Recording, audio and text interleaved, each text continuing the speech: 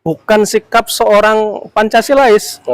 Apalagi dia kepala BPIP.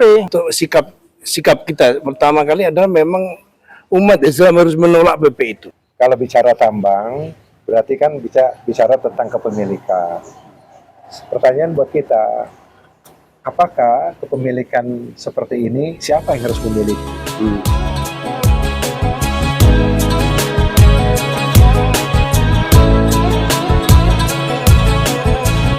Bismillahirrahmanirrahim. Assalamualaikum warahmatullahi wabarakatuh. Waalaikumsalam warahmatullahi Sobat wabarakatuh. ini semua, alhamdulillah kita ketemu lagi di Bincang Peduli Forum Sinergi Muslim. Ini edisi santai dan menunggu podcast dengan narasumber yang sebenarnya ya. Jadi kita sambil nunggu akan berbincang-bincang bersama seputar isu hangat pada kesempatan ini. Ada beberapa isu, ini ada Ustadz Irfan, Ustadz Imam, Ustadz Ray dari tim Forum Sinergi Muslim ya. Di minggu ini ada isu yang cukup hangat, Ustadz Irfan, tentang yang terbaru adalah kebijakan dari BPIP yang membuat aturan sehingga para peserta atau anggota Paskibraka ya, pasukan pengibar bendera di IKN itu yang sebelumnya pakai kerudung ini harus dilepas ya, dengan aturan itu. Ini cukup viral dan membuat respon dari umat Islam begitu banyak yang mengecam ya terhadap aturan yang dibuat oleh BPIP. Terus juga kalau berkaca kepada beberapa kasus sebelumnya yang juga ramai ya, statement dari Kepala BPIP bahwa misalnya agama musuh terbesar Pancasila gitu ya, termasuk beberapa kebijakan yang lain. Ini kayaknya kok kita tidak heran ya kalau kemudian muncul aturan seperti itu. Ini gimana Ustadz Irfan, Ustadz Imam, Ustadz Ray memandang? Ustadz Irfan dulu kira-kira. Kalau tadi Ustadz Syukur bilang tidak heran, Tidak heran. tapi kalau saya marah itu. Lebih dari sekedar tidak heran. Marah itu, betul-betul marah itu. Karena itu menunjukkan satu sikap orang pertama bukan seorang Muslim. Karena seorang Muslim tahu menutup aurat pakai kerudung itu wajib bagi Muslimah. Iya. Yang kedua, bukan sikap seorang Pancasilais. Apalagi dia kepala BPIP. Iya. Harusnya menunjukkan nilai-nilai Pancasila karena jelas sila ketuhanan yang Maha Esa, sila pertama. Nah, itu saya marah ini. Ini orang apaan itu? Dan harus diapain ini? Dan harus diapain kan gitu loh. Jadi ya harus dicopot. Harus dicopot ya. Dicopot jabatannya atau dicopot kepalanya. ini sudah agak ini nih. Kan tadi saya marah itu kan, saya marah ini. Orang ini sudah keterlaluan. Kalau dia tahu orang lain pakai kerudung, muslimah pakai kerudung, dia sebagai seorang muslim harusnya menghormati. Bahkan harusnya membela kan gitu. Jangan sampai copot. Dan dia mantan rektor sebuah kampus Islam. Nah, itu dia. Itu dia. Itu marah berikutnya itu tidak menunjukkan intelektualitasnya kan. Ya, akademisi Muslim. Nah, itu. Iya. Itu yang terjadi hari ini. Cuman memang ya kita bisa apa gitu ya? Umat Islam di Indonesia bisa apa? Bisa sesuai dengan perintah Kanjeng Nabi. Man ra'a minkum mungkaron falyughayyirhu biyadihi. Apabila kalian punya kekuatan, sementara ada kemungkaran, rubah itu dengan tangan. Nah, kita kan nggak punya kekuatan. Maka Nabi menyampaikan fa'ilam yastati fabilisanihi. Nah, kita punya lisan. Dengan lisan atau tulisan itu kan kemarin bereaksi keras itu kaum muslimin di Indonesia. Akhirnya dibatalkan kan? Iya, BPIP minta maaf. Minta maaf juga. Cuma kita nggak tahu karena yang saya tahu terakhir itu memang beliau menjelaskan Kepala BPIP itu bahwa ini adalah aturan yang sudah secara sukarela para anggota Paskibraka itu menandatangani di atas materai. Itu sukarela dikondisikan itu. Dan itu berlaku ketika tadi kemarin itu adalah pengukuhan dan nanti pada saat upacara bendera 17 Agustus. Ya, sukarela pakai materai itu tanda dikondisikan supaya tidak ada tuntutan. Kalau sukarela beneran, Ya mereka tanpa diminta, tanpa disuruh, tanpa dikondisikan akan lepas itu. Iya, iya, iya. Tapi ini kan enggak. Ya, ya. Sebelumnya pakai, kemudian dilepas karena pengukuhan, kemudian pakai lagi. Nah, mungkin nanti 17 Agustus besok ya, 17 Agustus akan lepas lagi kemungkinan. Nah, kemungkinan tidak kan. Kemungkinan tidak. Karena Kemungkinan reaksi keras tidak tadi. karena reaksinya yang kuat, kemudian sudah diputuskan dari presiden lewat apa namanya kabinetnya, Kabinetnya. itu tetap diperbolehkan. Ya, ya. Kalau kemudian besok itu copot lagi, kita copot bareng-bareng itu si Bahkan mungkin Yudian. ya segera cukup mencopot kepala BPIP-nya. Ya. Bahkan BPIP sendiri mungkin juga Ya, bermasalah. justru itu Yang BPIP juga harus bermasalah. dibubarkan karena tidak mencerminkan namanya. Oh, itu. Ya gitu. Ini yang mungkin jadi aspirasi kita bersama ya, sobat muslim semua. Dalam kondisi sekarang, memang apapun itu yang terkait dengan ajaran Islam, ada pihak-pihak tertentu yang ingin mempermasalahkan atau mengotak-atik ajaran Islam, memang kita harus bereaksi, harus merespon, dan kemudian kalau itu memang berupa larangan terhadap pengamalan syariat Islam, harus kita tolak. Gitu ya. Baik, Ustaz Irfan, ini poin pertama isu pekan ini ya, yang cukup memancing perhatian masyarakat. Ya. Sekarang kita beralih ke isu sebelumnya yang juga viral, yang ke Ustaz Imam dulu ini, tentang ini Ustaz, apa namanya, PP 28 ya tahun 2024 mengenai apa namanya, adanya kebijakan ya, rencana kebijakan pemerintah dalam rangka untuk membuat ya reproduksi dari remaja dan pelajar itu sehat. Ya, salah satu poin dalam pasal 103 yang nggak salah ayat 4 poin E itu bahwa akan dilakukan penyediaan alat kontrasepsi ya bagi pelajar dan remaja. Ini juga banyak mendapat sorotan dari masyarakat dan juga penolakan ya, karena berpotensi untuk menyuburkan seks bebas ya, bukan hasil menyuburkan tapi juga melegalisasi seks bebas ya. Kita tahu bahwa dalam Islam yang namanya zina kan dilarang ya, jelas ayatnya, wala taqrabuz zina ya, tidak boleh kita mendekati zina ya. Nah, ini seolah-olah pemerintah ingin memfasilitasi bahkan ya, dengan menyediakan kondom untuk remaja dan pelajar, ini seolah-olah memfasilitasi pelaksanaan zina ya oleh para remaja dan pelajar. Bagaimana kita sebagai umat Islam harusnya menyikapi ini, Ustaz Imam?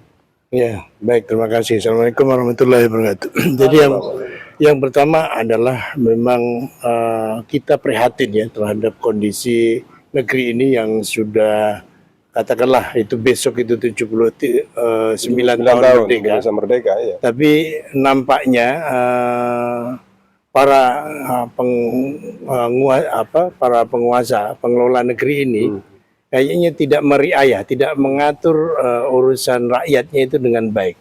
Terutama apa yang telah dibuat dengan peraturan pemerintah tahun 2028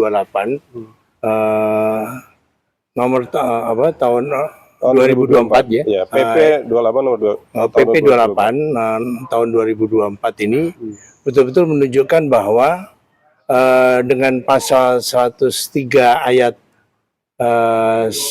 ayat 4 ya, poin E.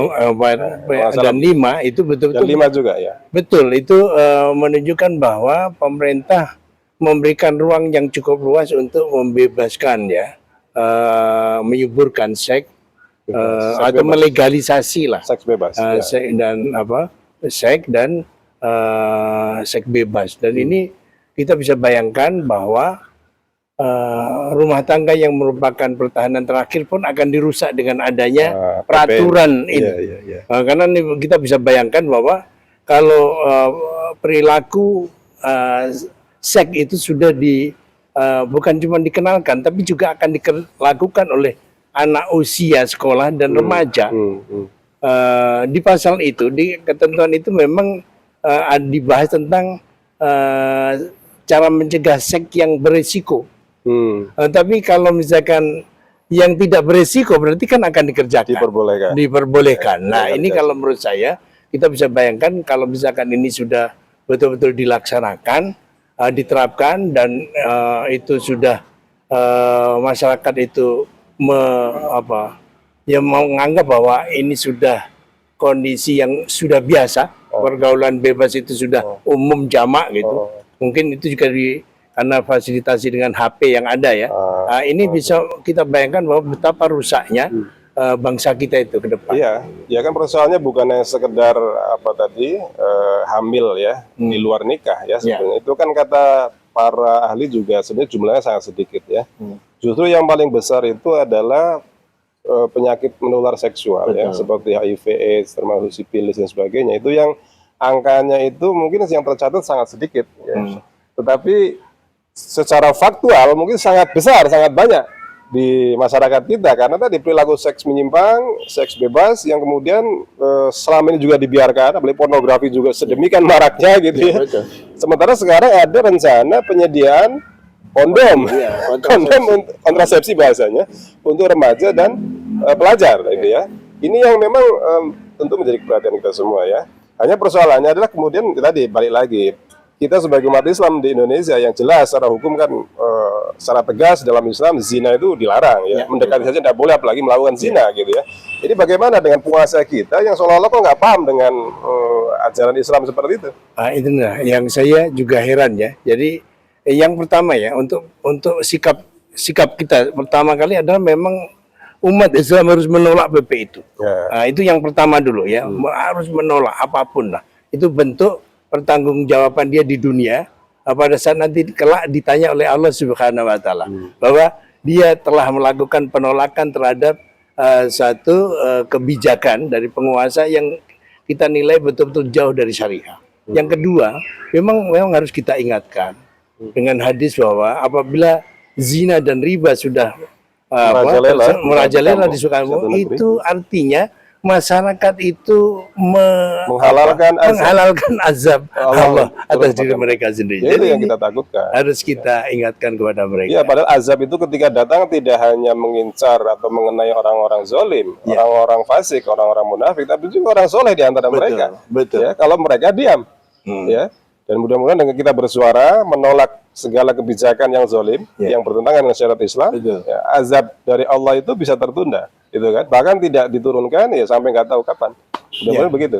Ini ya, jadi saya kira memang kita harus melakukan muhasabah lil hukam ya. Itu merupakan suatu kewajiban kifayah. Jadi kalau misalkan ada umat Islam telah melakukan amar ma'ruf nahi munkar atau katakanlah melakukan muhasabah lil hukam kepada penguasa, itu sudah menyelamatkan umat Islam yang lainnya.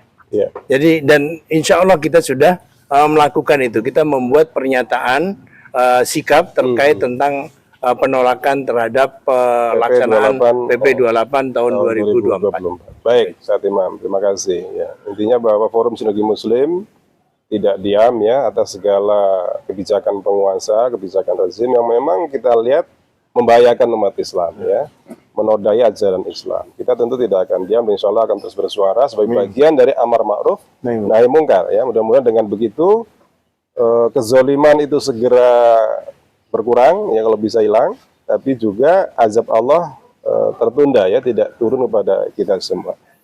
Baik, sobat muslim semua, ini mohon maaf kita sambil tengok-tengok karena sambil nunggu narasumber yang belum datang sampai sekarang.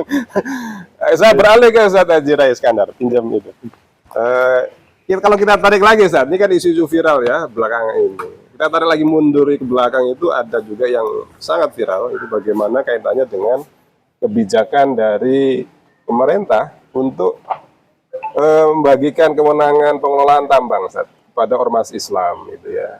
Ini juga banyak menjadi perbincangan pro kontra gitu ya, ada yang setuju, ada yang tidak, termasuk ada juga yang ya bahkan kemudian ya dengan kebijakan itu merasa bersyukur gitu ya, karena kemudian mereka bagian ya, anggap jatah atau tadi tambang yang selama ini dinikmati oleh segelintir orang saja. Gimana pandangan Ustaz Rai masalah itu? Baik, Assalamualaikum warahmatullahi wabarakatuh. Waalaikumsalam. Bismillahirrahmanirrahim. Kita harus lihat filosofinya dulu. Pertama, kalau bicara tambang, berarti kan bicara tentang kepemilikan. Pertanyaan buat kita, apakah kepemilikan seperti ini, siapa yang harus memiliki? Itu pertanyaan. Nah, dan ini pernah dilakukan di zaman Nabi Shallallahu Alaihi Wasallam, bahwa tambang adalah salah satu kepemilikan umum. Nah, kepemilikan umum itu hadisnya insya Allah orang pada hafal. Ya, Di situ walaupun tidak bicara tentang tambang, di situ ada ilat. Ilatnya mengatakan tentang energi.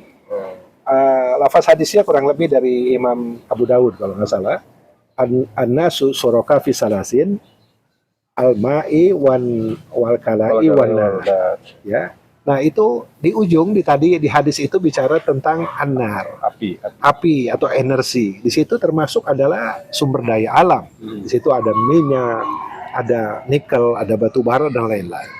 Yang kita tahu itu air, kemudian danau, laut dan seterusnya. Kemudian kala terkait dengan savana, hutan dan seterusnya. Jadi itu adalah kepemilikan umum.